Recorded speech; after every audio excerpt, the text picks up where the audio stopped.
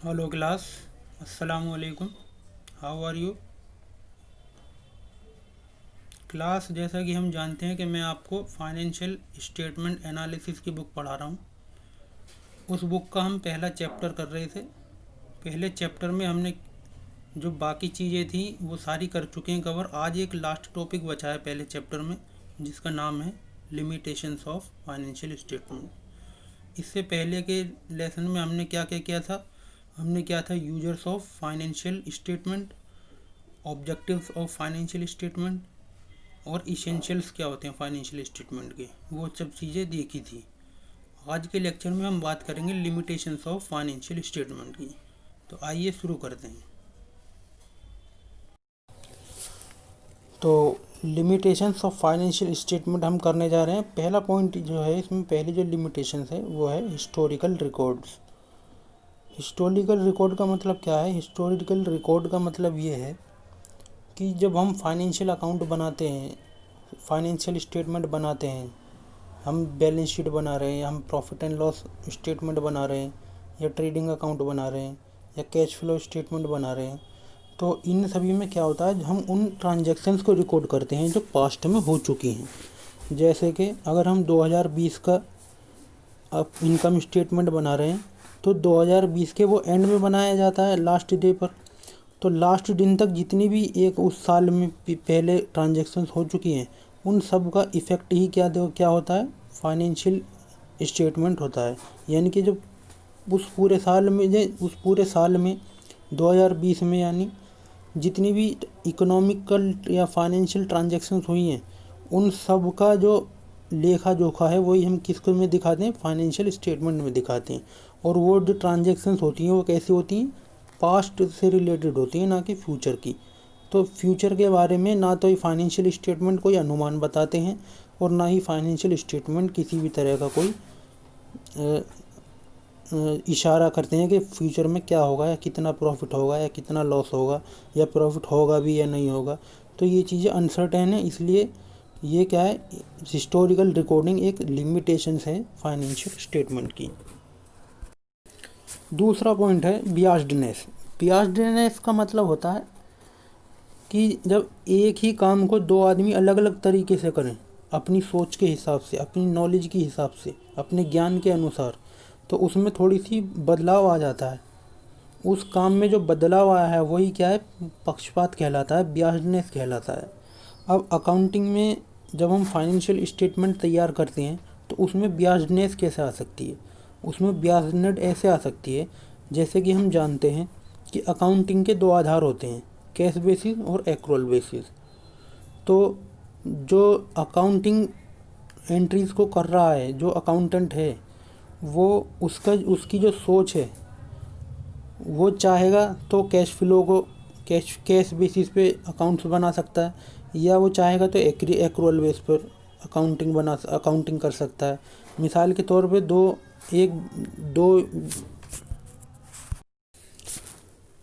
I mean to से कि ब्याजनेस ऐसे आ सकती है फाइनेंशियल स्टेटमेंट में। सपोज करो किसी एक ही कंपनी का अकाउंट कोई दो या तीन लोग बना रहे हैं, तो ऐसा हो सकता है कि जो पहला आदमी है वो कैश बेसिस पर फाइनेंशियल स्टेटमेंट बनाए, और जो दूसरा व्यक्ति है वो एक्रूअल बेसिस पर फाइनेंशियल स्टेटमेंट बनाए।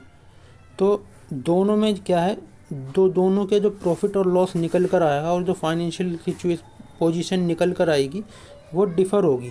वो डिफ़र क्यों हुई? क्योंकि जो अकाउंटिंग कर रहे हैं उनकी जो सोच है, उनकी जो नॉलेज है, उनका जो रवैया है अकाउंट बनाने का, वो अलग अलग है। यानी कि दोनों की सोच के अलग होने के कारण, दोनों के ज्ञान में अंतर होने के कारण, जो फाइनेंशियल स्टेटमेंट्स का जो रिज़ल्ट आ रहा है वो अलग आ रहा है। ओबियसली कैश बेसिस से प्रॉफिट कुछ और आएगा, और एक्रूअल बेसिस से प्रॉफिट कुछ और आएगा। तो इस तरीके से फाइनेंशियल स्टेटमेंट में क्या देखा जाता है? ब्याजनेस देखी जाती है। तीसरा पॉइंट है डिफरेंट अकाउंटिंग प्रैक्टिसेस। हम जानते हैं कि अकाउंटिंग की जो कन्वेंशंस हैं, जो कॉन्सेप्ट हैं, वो कई सारे होते हैं। जैसे मैंने ऊपर कैश बेसिस और एक्रूअल बेसिस का एग्जांपल दिया, वह एग्जांपल यहाँ भी लागू होता है कि एक आदमी अगर कैश बेसिस पर अपने फाइनेंशियल स्टेटमेंट तैयार कर रहा है, और उन्हीं उन्हीं ट्रांजैक्शंस के आधार पर कोई दूसरा व्यक्ति एक्रूअल बेसिस पर फाइनेंशियल स्टेटमेंट तैयार कर रहा है, तो दोनों की जो रिजल्ट आएंगे वो अलग अलग आएंगे। तो ये क्या है, डिफरेंट अकाउंटिंग प्रैक्टिसेस के यूज़ करने से जो हमारा रिज़ल्ट है वो अलग अलग आ रहा है।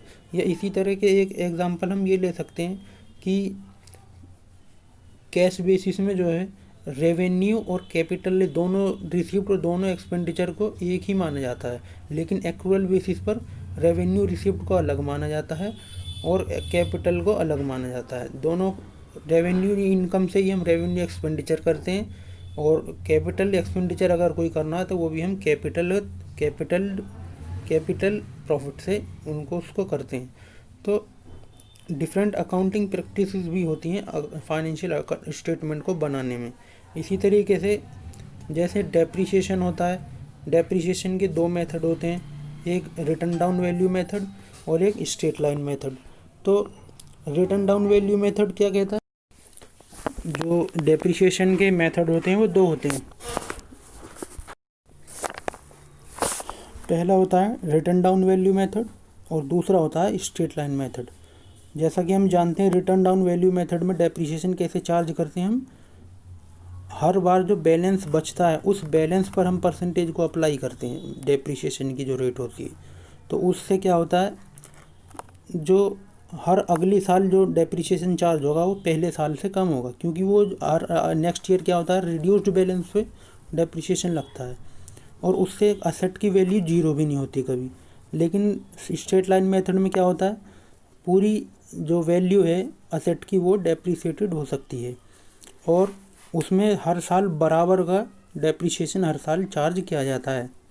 तो दोनों मेथड को जब हम अप्लाई करेंगे, तो एक मेथड से अगर हम रिटर्न डाउन वैल्यू मेथड से डेप्रिसिएशन चार्ज कर रहे हैं तो उसका जो प्रॉफिट या लॉस निकल कर आएगा फाइनेंशियल स्टेटमेंट में वो अलग होगा, और अगर हम स्ट्रेट लाइन मेथड से डेप्रिसिएशन चार्ज कर रहे हैं तो फाइनेंशियल स्टेटमेंट्स के जो रिजल्ट हैं वो कुछ और आएंगे।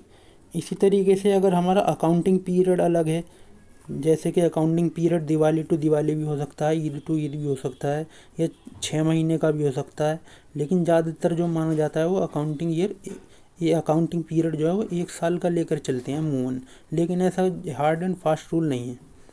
तो अकाउंटिंग पीरियड है उसके चेंज होने से भी जो इसमें अकाउंटिंग पीरियड चेंज होने से भी जो थोड़ा सा बदलाव आ जाता है फाइनेंशियल स्टेटमेंट में।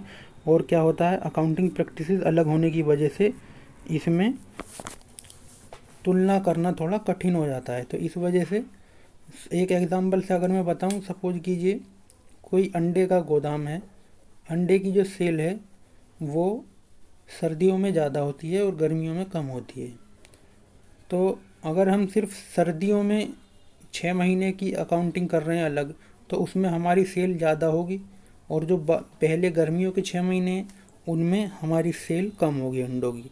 तो हम ये नहीं उसमें तुलना करेंगे, तो वो तुलना क्या होगी, एक तरीके से थोड़ी एग्जैक्ट नहीं होगी, उसमें थोड़ी सी कमी रह जाएगी, क्योंकि अंडे की जो सेल है वो मौसम पर निर्भर करती है। अगर ठंडा मौसम है तो ज़्यादा बिकेगा और अगर गर्म मौसम है तो कम बिकता है। तो इस तरीके से क्या होगा, अगर हम अकाउंटिंग पीरियड को अलग अलग लेकर चलेंगे तो थोड़ा कभी कभी ऐसा होता है कि हम कंपैरिजन कर पाना थोड़ा उसमें मुश्किल हो जाता है।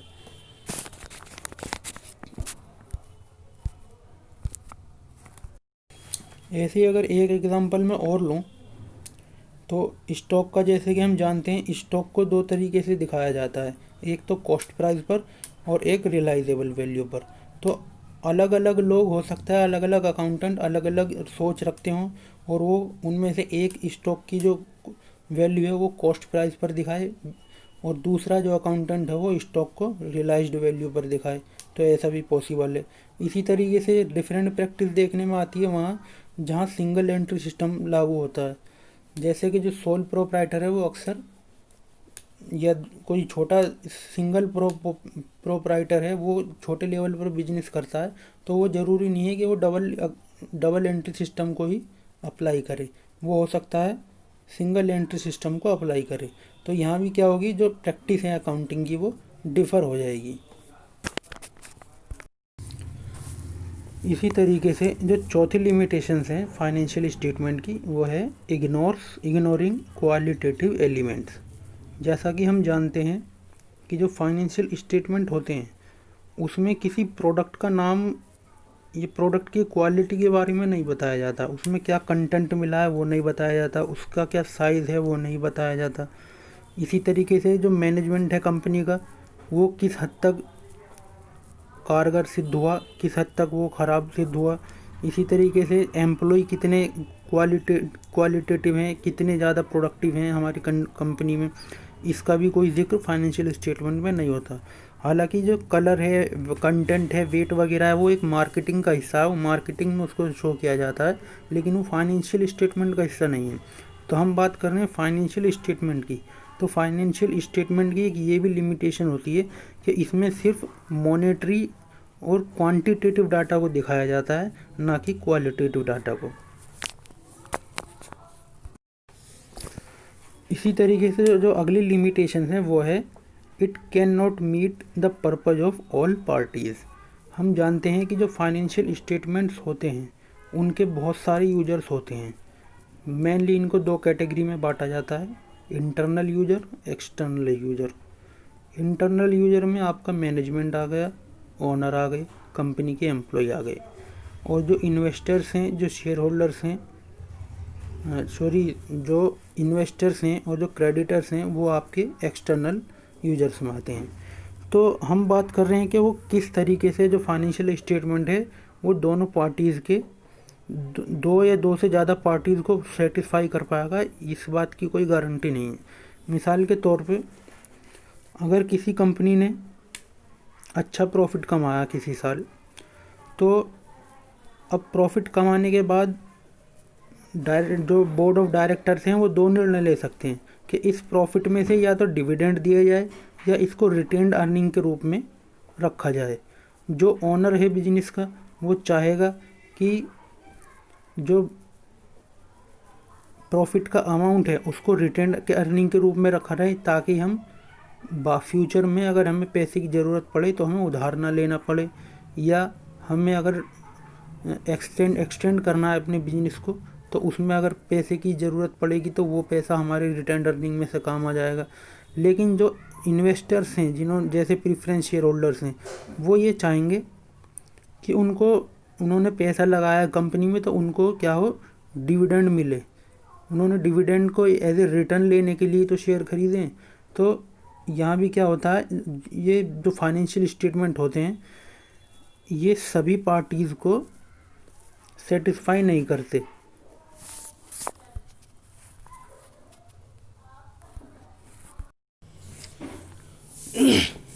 छठा पॉइंट है it does not consider inflation और रियल वैल्यू। फाइनेंशियल स्टेटमेंट जो होते हैं वो मनी इन्फ्लेशन को कंसीडर नहीं करते जब फाइनेंशियल स्टेटमेंट को तैयार किया जाता है। तो इसका एग्जांपल एक ये हो सकता है, जैसे कि सपोज़ कीजिए हमने कोई बिल्डिंग खरीदी 10 लाख रुपए की, और उस साल हमने वो बिल्डिंग 10 लाख रुपए से बैलेंस शीट में दिखा दी। अब क्योंकि बिल्डिंग के लैंड और बिल्डिंग, ये प्रॉपर्टी जो होती है, इसके रेट घटते बढ़ते रहते हैं, अक्सर बढ़ते भी हैं, ज़्यादातर तो बढ़ते ही हैं। तो 10 लाख की बिल्डिंग हमने खरीदी और हर साल हम उस पर 1 लाख का डेप्रिसिएशन चार्ज कर रहे हैं, क्योंकि हमारी डेप्रिसिएशन रेट 10% है। लेकिन हुआ क्या, आज हमने 10 लाख की बिल्डिंग खरीदी और 2 साल बाद उसको 40 लाख में बेच सकते हैं हम, या उसकी जो रियल वैल्यू है वो 40 लाख हो सकती है, क्योंकि प्रॉपर्टी के जो रेट होते हैं वो अक्सर हाई होते हैं। अब 2 साल बाद 10 लाख की बिल्डिंग हो गई 40 लाख की, लेकिन हम जो बैलेंस शीट में हमने जो अमाउंट दिखाया हुआ है बिल्डिंग का, वो कितना, वो 10 लाख ही दिखाएंगे, बल्कि उसमें से वो डेप्रिसिएशन लेस करके दिखाएंगे। तो इस तरीके से क्या होता है, जो फाइनेंशियल स्टेटमेंट है वो फर्म की या कंपनी की रियल फाइनेंशियल पोजीशन क्या है उसको बताने में असमर्थ होते हैं। इसी तरीके से अगर दूसरा एग्जांपल लूँ, सपोज कीजिए 2015 में किसी कंपनी ने एक 40 लाख की लैंड खरीदी। अब 5 साल बाद यानी 2020 को वो 40 लाख की ही बेच दी। तो क्या सही मायनों में उसको नो प्रॉफिट या नो लॉस हुआ बिजनेस को? यहाँ लॉस भी हो सकता है और प्रॉफिट भी हो सकता है। लॉस कैसे होगा? लॉस ऐसे हो सकता है क्योंकि जो 40 लाख की लैंड खरीदी गई 2015 में, वो उसके 40 लाख ही मिल रहे हैं 5 साल बाद भी। तो जाहिर सी बात है जो आज के 40 लाख हैं वो 5 साल बाद के जो 40 लाख हैं उनसे ज़्यादा अहमियत रखते हैं। 5 साल बाद के 40 लाख रुपए की वैल्यू कम होगी आज के 40 लाख रुपए की तुलना में। तो इस लिहाज से देखें तो यहाँ लॉस हो रहा है। लेकिन अगर हम कॉस्ट, जो अकाउंटिंग जिस बेसिस पर बनाई जाती है, कॉस्ट वैल्यू पर दिखाई जाती हैं एसेट, उसको ध्यान में रखें तो 5 साल बाद जो डेप्रिसिएशन भी हम रिड्यूस करेंगे एसेट में से, तो डेप्रिसिएशन रिड्यूस करने के बाद जो वैल्यू आएगी वो 40 लाख से कम हो जाएगी, उस डेप्रिसिएशन के अमाउंट से कम हो जाएगी। और फिर हमने वो 40 लाख की बेच दी 5 साल बाद, तो उसमें क्या होगा, जितना डेप्रिसिएशन हमारा लगा है उसके भी पैसे हमने वसूल लिए, उसको जितने में खरीदी थी उतने में ही बेचकर। तो यहाँ हमें प्रॉफिट हो रहा है। तो इस तरीके से जो सिचुएशन है वो थोड़ी एम्बिग्यूअस रहती है, वो क्लियर नहीं हो पाती, उसकी जो रियल फाइनेंशियल पोजीशन है वो नहीं पता चल पाती। 7वां पॉइंट है लिमिटेशन के रूप में विंडो ड्रेसिंग। विंडो ड्रेसिंग का मतलब होता है अकाउंटिंग जो ट्रांजैक्शन हमने फाइनेंशियल स्टेटमेंट में दिखाई हैं उनमें किसी तरह की मैनिपुलेशन कर देना जिसे हम क्या कहते हैं, विंडो ड्रेसिंग। अब मैनिपुलेशन कैसे हो सकती है? सपोज कीजिए कोई कंपनी अपने जो प्रॉपर्टी है उसको छुपा कर रखना चाहती है या कुछ बैलेंस को दुबका कर रखना चाहती है ताकि वो फ्यूचर में कोई अनसर्टेनिटीज़ या कंटिजेंट लाइबिलिटी अगर क्रिएट हो जाए तो उसमें उस पैसे को यूज़ कर सके, जिसे हम क्या कहते हैं, सीक्रेट रिज़र्व। तो सीक्रेट रिज़र्व कैसे बनाती है कंपनी? या तो लाइबिलिटीज़ को ज़्यादा अमाउंट पर दिखा देगी, या जो कंटिजेंट लाइबिलिटी हैं उनको एक्चुअल लाइबिलिटी बनाकर दिखा देगी बैलेंस शीट में, या जो असेट्स हैं उनको कम वैल्यू पर दिखाकर सीक्रेट रिज़र्व बनाया जा सकता है। जो इन्वेस्टर्स हैं वो समझेंगे कि कंपनी के पास कम है संपत्ति लेकिन उनके पास ज़्यादा है एक्चुअल में, जिसका अमाउंट उन्होंने छुपाया हुआ है बैलेंस शीट में नहीं दिखाया। तो इस तरीके से क्या होता है, बैलेंस शीट में या फाइनेंशियल स्टेटमेंट में मैनिपुलेशन की संभावना बनी रहती है, जिसको हम क्या कहते हैं, विंडो ड्रेसिंग। तो ये भी क्या है, एक तरीके से फाइनेंशियल अकाउंटिंग की या फाइनेंशियल स्टेटमेंट्स की लिमिटेशन है। लास्ट पॉइंट है नॉट एग्जैक्ट। नॉट एग्जैक्ट का मतलब है कि जो प्रॉफिट या लॉस फाइनेंशियल स्टेटमेंट दिखा रहे हैं या जो फाइनेंशियल पोजीशन फाइनेंशियल स्टेटमेंट दिखा रहे हैं वो ज़रूरी नहीं है कि बिल्कुल सही दिखा रहे हों। ऐसा इसलिए होता है कि जो हमारा बिजनेस है उसमें हमें कई तरीके के प्रोविज़न बनाने पड़ते हैं। सपोज़ करो हमने प्रोविज़न फॉर बैड डेब्ट बनाया, तो प्रोविज़न में तो हम एक अपने आइडिया से लगाते हैं कि इतना बैड डेब्ट हो सकता है तो उतने का हम प्रोविज़न बना लेते हैं, लेकिन एक्चुअल में कितना होगा वो तो हमें नहीं पता। जब एक्चुअल हो जाएगा तब पता चलेगा कि एक्चुअल में कितना हुआ। तो जो अमाउंट हमने पहले एडजस्ट किया था उसमें क्या हो जाएगा, एक्चुअल अमाउंट से डिफरेंस आ जाएगा, जिस वजह से क्या होगा, जो फाइनेंशियल स्टेटमेंट जो प्रॉफिटेबिलिटी या फाइनेंशियल पोजीशन दिखा रहे हैं वो एग्जैक्ट नहीं आएगी। इसी तरीके से हम टैक्स के लिए प्रोविज़न बनाते हैं, जैसे प्रोविज़न फॉर टैक्स बनाया हमने। होता क्या है, टैक्स जो है वो पिछली साल की इनकम पर दिया जाता है। टैक्स की जो कैलकुलेशन होती है वो पिछले साल, अगले साल होती है पिछले साल की अमाउंट पर, पिछले साल की आय पर। लेकिन जब हम प्रॉफिट एंड लॉस अकाउंट बनाते हैं, प्रॉफिट एंड लॉस स्टेटमेंट बनाते हैं, तो उसमें हमें प्रोविज़न फॉर टैक्सेशन को बनाना पड़ता है पहले, इसलिए ताकि हम करंट ईयर का जो सही प्रॉफिट और लॉस है वो निकाल सकें। टैक्स यानी कि टैक्स जो कैलकुलेट होगा पिछले साल के प्रॉफिट पर वो अगले साल कैलकुलेट होगा, और हमें क्योंकि फाइनल अकाउंट करंट ईयर के एंड में तैयार करने होते हैं तो इसलिए हम क्या करेंगे, एक्चुअल टैक्स तो हमें पता नहीं कितना है, वो तो अगले साल ही पता चलेगा, लेकिन हम करंट ईयर में क्या करते हैं, प्रोविज़न बना लेते हैं कि भाई हो सकता है हमारी इनकम लगभग इतनी बैठेगी और इतना हमारा टैक्स लाइबिलिटी क्रिएट होगी, तो हम उतने प्रोविज़न को करंट ईयर के एंड में प्रॉफिट एंड लॉस में दिखा देते हैं। अब अगले साल आया, जो एक्चुअल इनकम हमारी हो चुकी है नेक्स्ट ईयर तक। नेक्स्ट ईयर जब हमने एक्चुअल टैक्स कैलकुलेट करा तो वो उस प्रोविज़न फॉर टैक्स से अलग हो सकता है। तो इस वजह से क्या होता है, जो सूचना दे रहे हैं फाइनेंशियल स्टेटमेंट वो फुली एग्जैक्ट नहीं होती, उनमें थोड़ी कमी पेशी आ जाती है। तो ये थे स्टूडेंट्स कुछ लिमिटेशंस ऑफ फाइनेंशियल स्टेटमेंट। इसके बाद हम अगला चैप्टर शुरू करेंगे जिसका नाम है फाइनेंशियल स्टेटमेंट एनालिसिस।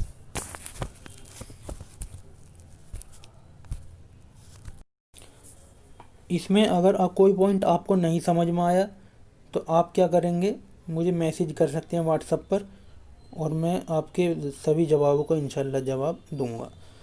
एक बार रिवाइज कर लेते हैं जो हमने क्या क्या पढ़ा। हमने देखा कि जो लिमिटेशन है पहली वो क्या है, हिस्टोरिकल रिकॉर्ड करती है, यानी कि जो ट्रांजैक्शंस हो चुकी हैं पास्ट में, जो पास्ट में हो चुकी उनको दिखाती है फाइनेंशियल स्टेटमेंट। उनके हिसाब से प्रॉफिट और लॉस दिखाती है, ना कि फ्यूचर के हिसाब से। फ्यूचर में क्योंकि जो होगा वो अनसर्टेन है। इसी तरीके से ब्याजनेस आ जाती है, ब्याजनेस आ जाती है। और ब्याजनेस कैसे आ सकती है, अकाउंटेंट की सोच के आधार पर, उसका नॉलेज कितनी है, उसकी सोच कैसी है, उसके विचार क्या हैं, किस अकाउंटिंग प्रैक्टिस को वो फॉलो करना चाहता है। तो इस वजह से क्या होता है, लिमिट फाइनेंशियल स्टेटमेंट में ब्याजनेस आ जाती है। इसी तरीके से डिफरेंट अकाउंटिंग प्रैक्टिसेस होते हैं, वो एक लिमिटेशन है फाइनेंशियल स्टेटमेंट की। जैसे कोई कैश बेसिस को अप्लाई करेगा और कोई एक्रूअल बेसिस को अप्लाई करेगा, तो दोनों की जो फाइनेंशियल स्टेटमेंट है वो फुली कंपेरेबल नहीं होंगे। चौथी लिमिटेशन हमने देखी क्वालिटेटिव एलिमेंट।